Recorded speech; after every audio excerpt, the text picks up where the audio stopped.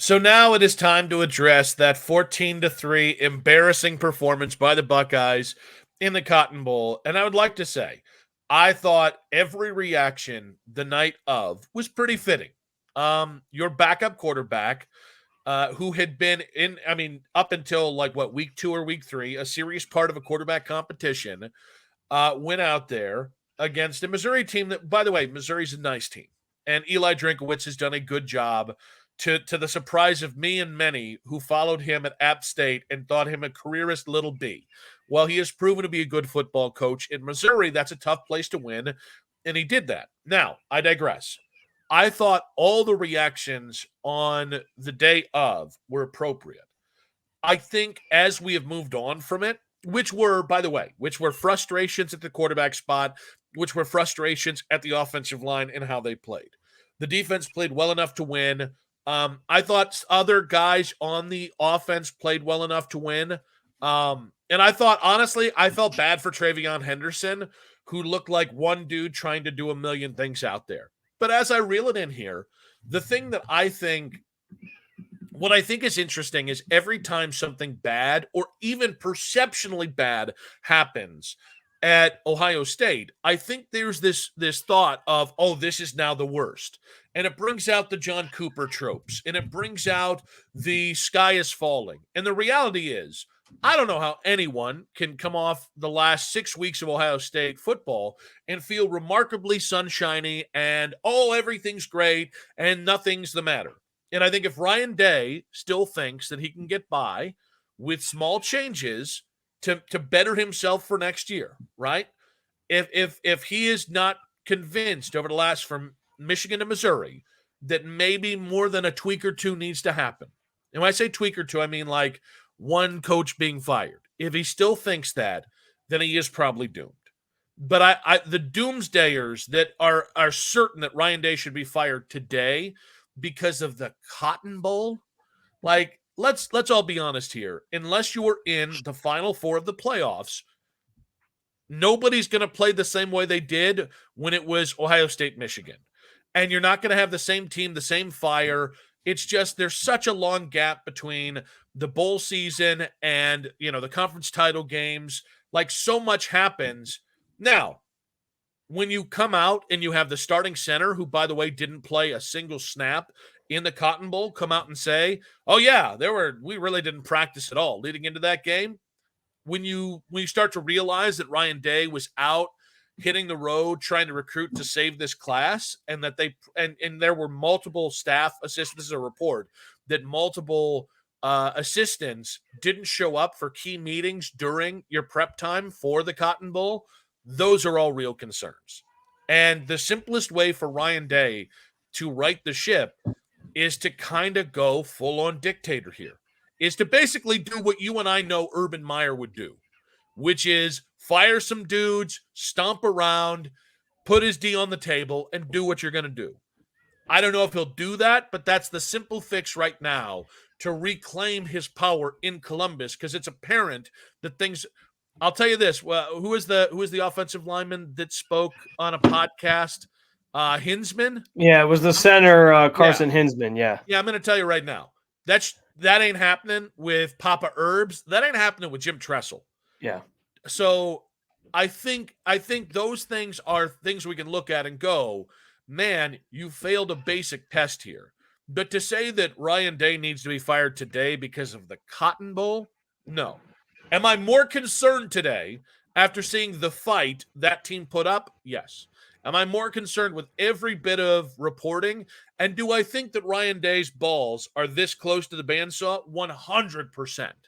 But I think the farther we get away from the Cotton Bowl, I think you have to understand, I think the more important thing that happened in the month of December for Ohio State was that he held together a strong recruiting class, including the likes of Jeremiah Smith, including the likes of Aaron Noland. And if you fired him today, that class would be severely compromised. So, unfortunately, this is the captain of the boat that you got up until probably next December.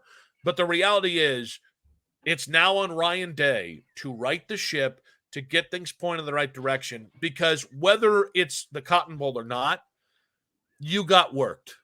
And you got worked because Ryan Day's an offensive head coach, offensive side of the ball, offensive coordinator, play caller, and you scored 3 points in the effing Yeah. Cotton Bowl. Well, There's no way to look at that as anything other than WTF, what the hell are you doing? I think that's you hit the nail on the head in terms of like it's not about the Cotton Bowl. It's not about the fact that like it's the fact that they looked lifeless in the Cotton Bowl. It's the fact that Ryan Day is supposed to be some offensive guru, quarterback whisperer, whatever you want to call it, who always has the right guy under center. And clearly, we saw this year maybe he put his money on the or put all his stock in the wrong person. Like these are his players, these are his recruits. Devin Brown is one of his recruits. Lincoln Kienholz is one of his recruits. For him to have no game plan on the possibility that Kienholz could have to step in at any point for Devin Brown, who, by the way, had already been hurt a couple times this year, it made no sense to me. So, I said Friday night was rock bottom for Ryan Day. I don't think there's any way to other way to put that. Like, you lose to Michigan a third straight year, and I said it on Friday night, Nick. Like, 2 years ago, you lose to Michigan, you go to the Rose Bowl, which is still a big deal. And yes, the season didn't go the way you wanted, but you come out with a win over Utah in like a shootout. And you saw sort of the next phase of what Ohio State was going to look like. It was Marvin Harrison Jr.'s coming out party. It was Emeka Egbuka was putting up numbers. It was CJ Stroud getting more experience. And you walked away from that game like, oh man, like this team's going to be really, really good. Then last year you lose to Michigan, but you still got into the playoff and you put up a great fight where it was like, man, they were a couple plays away from going and potentially winning a national championship. So you felt you had something you could feel good about. This year, you got nothing that you can feel good about. You had nothing to show in that game, even though I understand it was Devin Brown and there was a different looking team. I guess the one thing is that you feel good about the idea that a lot of these defensive guys might come back and you feel like your defense could be really good next year. But that just makes me worried if they don't get a quarterback. The only thing I would say, though, is I disagree that nothing good happened this year. The Notre Dame games and the Penn State games were good wins. Like, I understand that in reality, we're talking Michigan is the only game that matters on that schedule, and that winning against Missouri would have at least stopped the bleeding in the eyes of some Ohio State fans. Yeah. But, like, Marvin Harrison was a Heisman finalist. I think you saw Carnell Tate and G. Scott take a step. I think you did find one or two offensive linemen moving forward.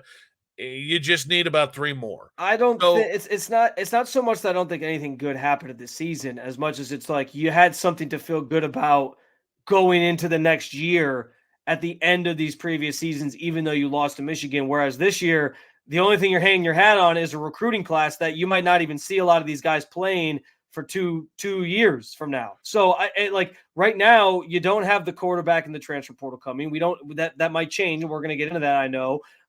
Your offensive line looks like it's still a mess. Like there's still so much to do. And it's also with the backdrop that Michigan's going to go play for a national championship. And that changes things too, because at least the two previous years when Michigan made the playoff, you got to kind of laugh at their expense, even though they beat you. It was like, oh, ha, ha, ha. You guys still are no match for those SEC teams. You lost to Georgia. And then last year, and then last year it was TCU, and you got outlasted by them. And then they went and got boat raced by Georgia, and it was like, oh, Michigan didn't belong again. But then this year, they go like the preview. Here's the way I'll put it to you. Like, yes, Michigan beat you the previous two seasons, and that was tough enough to deal with. But then them not going on and winning a national championship or even being in that game at least kind of made it seem like, okay, Michigan's better than you during the regular season and all this, but it's not like they're world's better national championship contender. Now they like that's supposed to be Ohio State. If they go and win the national championship next week, they truly have taken everything that you were supposed to be and they stole it from you. Like they flat out stole your lunch. And that does not like that in no way, shape, or form can that sit well. And that's why I think to your point, doesn't it make the Ohio State loss to Michigan actually look more defensible?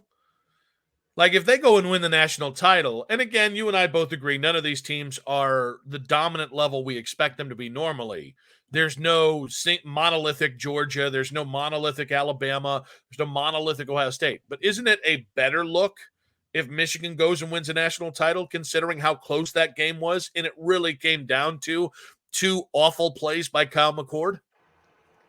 To an extent, yes, but I don't know that Ohio State fans are going to ever look at it that way because like listen, let's face it. We believe that this program in Ohio State is supposed to be constantly always in the national championship picture.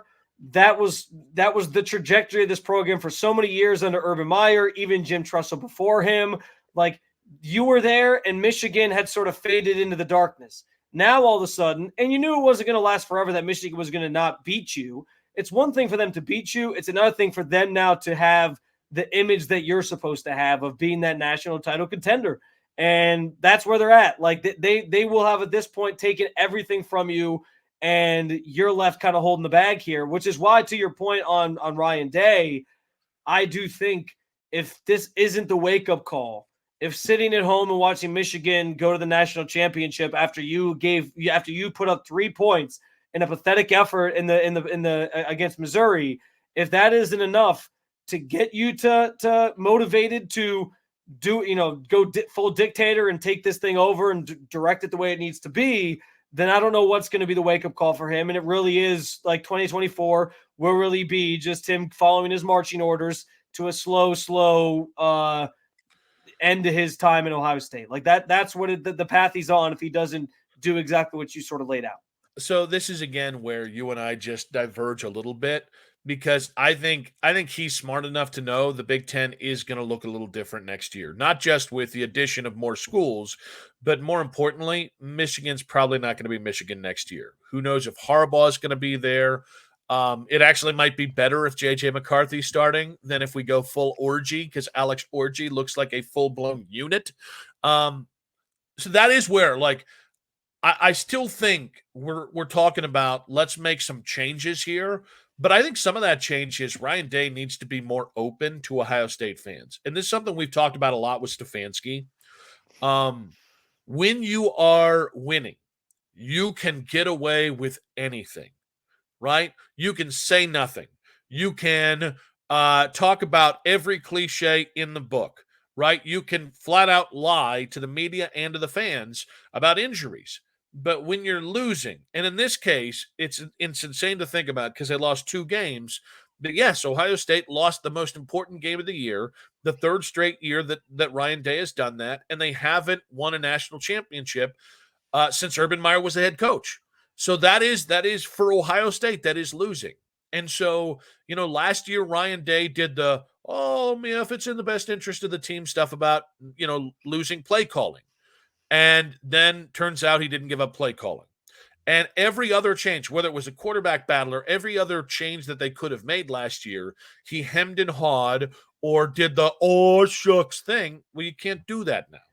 So I think it would be really smart of Ryan Day. And this is where I do think coaches can just be better. Like, I think it's so much easier for Ryan Day to do this than to NFL teams to do this. You exist in a fiefdom. People just want to feel safe and secure and happy with Buckeye football that it's on the mend. So if tomorrow Ryan Day held a press conference and said, 1, these 2 coaches are fired, and I would start with a special teams coach and I would start with the offensive line coach because that guy has not done dick since he has been here. And I can tolerate a lot. I can tolerate we misguessed. All right, we underestimated the quarterback.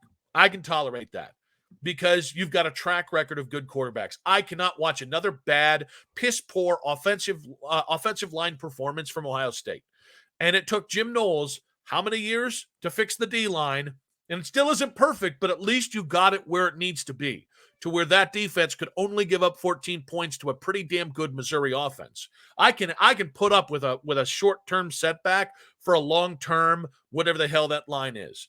But so I think you start there. And the third thing is come up with a Michigan package. Every day, here's what we're doing to beat Michigan. And it's easy. And by the way, you should do it. I just think like it's so infuriating because Ryan Day is so close. But I think he needs to do a better job. It's a fiefdom in Columbus. People just want to be happy. People, and if you said to people tomorrow, even if let's put the coaching changes to the side, if you just said, I talked with Urban, I talked with Tress, I talked with other great Ohio State figures, and I realized two things. One, I maybe underestimated the Ohio State-Michigan rivalry. I've not put enough emphasis on it. And two, here's what we're doing to fix that going forward. And it would calm the nerves of every Buckeye fan instead of mopey fucking Ryan Day. Like, get out there, like, throw up the defenses. It's really not that hard to win over college football fans when you can point to 2 losses this year, even though they were the last 2 games, when you can point to the number 2 recruiting class in college football, when you can point to a track record that at face value looks good. I think you announce coaching staff changes tomorrow, and you announce a Michigan package and what it looks like, and I think Ohio State fans would be orgasmic. I do think the Parker Fleming stuff is interesting because I would read more up on that he's the special teams coordinator for Ohio State. Ohio State's one of the only teams in the country that even has like a true special teams coordinator. That's just not really a thing in college football. So I think that's kind of interesting. And then Justin, his units are still bad. Yeah. Well, and one job. And Mirko entering the portal, I don't know how much that had to do with anything, but I mean, so pissed. Yeah, I mean, he probably was the MVP of the Cotton Bowl, so maybe he thought he could get some more NIL money. I don't know. Going full McCord, you never go full Honda McCord. But yeah, and I mean, like Justin Fry, like there's some questions there about just the recruiting along the offensive line. That unit needs to be better. Well, and I guess to sum up everything you're saying and being more transparent and finding small victories now as the offseason begins for Ohio State, what does that mean for the Buckeyes if they were to land one Will Howard, who they have been linked to over the last couple of weeks now? There's rumors that he's kind of quietly committed to Ohio State. You and I are on Instagram following watch and seeing who he's following on Instagram. His latest follow, by the way, is Jeremiah Smith, among a number of other Buckeyes. So what does he do in terms of moving the needle, you think, for Ohio State fans? And what's interesting about Will Howard, too, is... Actually, real quick. Yeah, go ahead. Let's put a pin in it. And we will both share our thoughts on Will Howard, who sounds like a Ivy League quarterback. But first, a word from our sponsors.